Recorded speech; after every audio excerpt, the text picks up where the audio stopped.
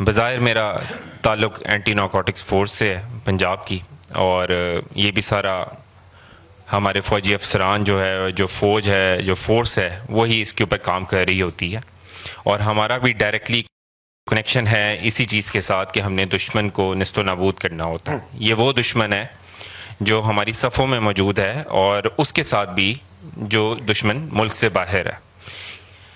بات آپ نے آزادی کی ہے، تو آج when we are sitting in 2025 آج جو مارکہ حق ہوا ہے وہ یقیناً جذبے کی صورت میں کہیں مختلف نہیں ہے جو 1947 میں ہوا، وہ قربانی کے سلسلے میں بھی کہیں مختلف نہیں ہے۔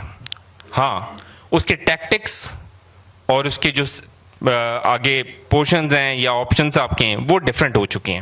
آپ بات کرتے ہیں مارکہ حق کی، مارکہ حق میں جہاں فوج نے قربانی دی، جہاں فوج نے اپنا پیشن شو کیا، اور یہ آپ نے دیکھنا ہے کہ یہ کس ٹائم پہ شو کیا۔ یہ اس ٹائم پہ شو کیا ہے کہ جب آپ 2-3 سال سے ایک دوسرے کو سمجھانے کی کوشش کر رہے ہیں کہ نہیں ہم ڈیوائیڈڈ نہیں ہیں، نہیں ہم ایک ہیں، اور اگلا انسان کہہ رہا ہے نہیں ہم ڈیوائیڈڈ ہیں۔ بہت سارے ایشوز تھے جو آپ کے اندر ہی چل رہے تھے، تو میں یہ سمجھتا ہوں یہ موقع قدرت نے آپ کو دیا ہے۔ شاید کچھ بڑا ہونے والا ہے، شاید کچھ ایسا ہونے والا ہے جہاں قوم کو متحد ہونے کی ضرورت ہے، تو اللہ نے ایک ایسی اپرچونٹی آپ کو دی اور اس میں آپ کو کامیابی دی کہ آپ اکٹھے ہو گئے، کیونکہ کوئی اور چیز آپ کو اکٹھا کر نہیں پا رہی تھی۔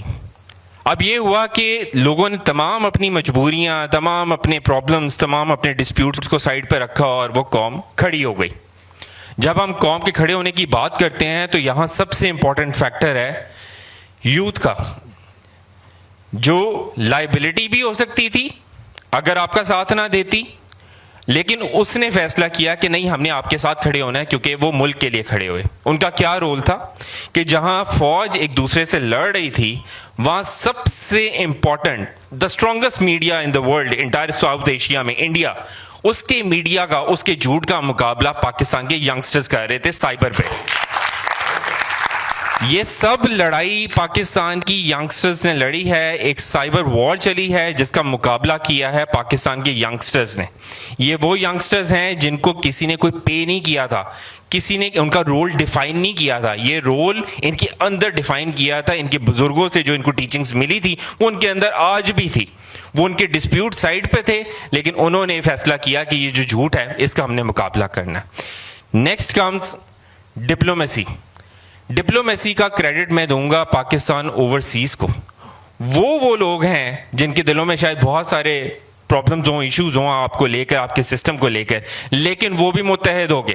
وہ متحد ہو گئے تو دنیا کو پیغام چلا گیا کہ نہیں پاکستان بڑی ریزیلینٹ قوم ہے، قربانی دینے والی قوم ہے، پیشنیٹ قوم ہے۔ 2 امپورٹنٹ فیکٹرز تھے اس جنگ میں، ینگسٹرز اینڈ اوورسیز پاکستانی، دونوں آپ کے ساتھ کھڑے ہو گئے۔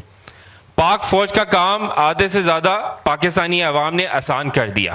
جیسے سر نے کہا کہ Pakistan army is not different from the public, Pakistan army is with in the public, Pakistan army he public ہے اور پبلک ہی پاکستان آرمی ہے۔ یہ اس لیے کیونکہ ہر کسی کا رول ڈیفائن ہے، یہ رول سمجھانا نہیں پڑتا کسی آئین پاکستان میں، یہ رول ہر بندے کو پتہ ہوتا ہے۔ کہتے ہیں انسان کی پہچان فقط اس کا وطن ہے، انسان کی پہچان فقط اس کا وطن ہے، انسان ہے وہی جس کا کوئی اپنا وطن ہے، اور ہمارا وطن ہے پاکستان۔ اس کو سمجھانا نہیں پڑتا، وہ اپنے اندر ایبزارب کرنا ہوتا ہے۔ سو میں یہاں ایک اور کریڈٹ دوں گا ڈپلومیسی کو۔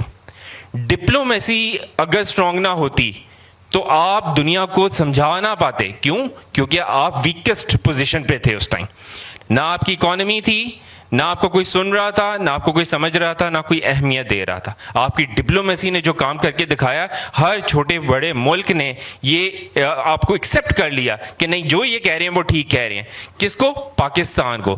اینڈ یہ اللہ کی مدد تھی، اور کسی کو نہیں میں کہوں گا، نہ کوئی، میں سمجھتا ہوں کہ کوئی کھڑا ہوا ہمارے لیے، نہ کوئی کھڑا ہوگا۔ یہ پاکستانی عوام جب اپنے لیے کھڑی ہوئی تو دنیا نے اس کی بات سنی۔ تو پیغام یہی ہے، جشن آزادی پہ وار ٹیکٹکس ڈیفرنٹ ہو چکے ہیں، اور آگے آنے والے سالوں میں اور ٹائمز میں شاید وار مزید ڈیفیکلٹ بھی ہو جائے گی اور اس کے ٹیکٹکس بھی ڈیفرنٹ ہو جائیں گے۔ سو ناؤ اب بہت امپورٹنٹ ذمہ داری آ چکی ہے۔ جب ہمارے آرمی چیف کل کے دن میں امریکہ میں موجود، انہوں نے انڈیا کو ایک دفعہ پھر جھنجھوڑ دیا ہے یہ کہہ کر کہ تم نے اگر ڈیم بنایا، پہلے تو دیکھتے ہیں بناتے ہو کہ نہیں، لیکن اگر بنا لیا تو میں 10 میزائل مار کے وہ گرا دوں گا. اور یہ باتیں صرف باتیں نہیں ہیں، یہ اب اس قوم کا پیشن ہے جو یہ بول رہا ہے ان کے اندر، اور وہ اس بات پہ ارادہ رکھتے ہیں، اور پاکستانی قوم بھی ان سے یہی توقع رکھتی ہے. تو آئی ہوپ یہ تمام قوم، یہ تمام لوگ اپنے تمام personal disputes, social disputes, political disputes کو سائڈ پہ رکھ کے پاکستان فوج کے ساتھ کھڑے ہوں گے. اسی طرح پاکستان بلند ہوگا. شکریہ.